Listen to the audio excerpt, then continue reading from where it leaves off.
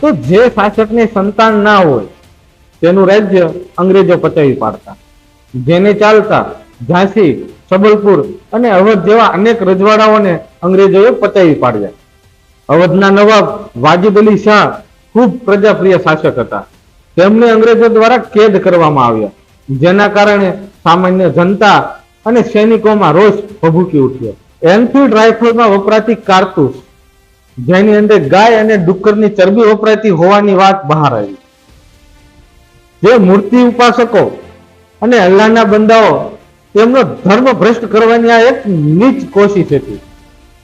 આ એક એવો વળાંક હતો જ્યાં સૈનિકોએ હથિયાર ઉપાડ્યા. શસ્ત્રાગારમાં કામ કરતા એક મજૂરે આ સત્ય સૈનિકોને જણાવ્યું, જેની અંગ્રેજોએ પ્રથમ તો ના પાડી, પરંતુ પાછળથી સ્વીકાર્યું કે હા, કારતૂસમાં ગાય અને ડુક્કરની ચરબી છે. આ ધર્મ ભ્રષ્ટ કરવાની એક સાજિશ હતી, જેણે હિન્દુ અને મુસ્લિમ સૈનિકોને એક કરી દીધા.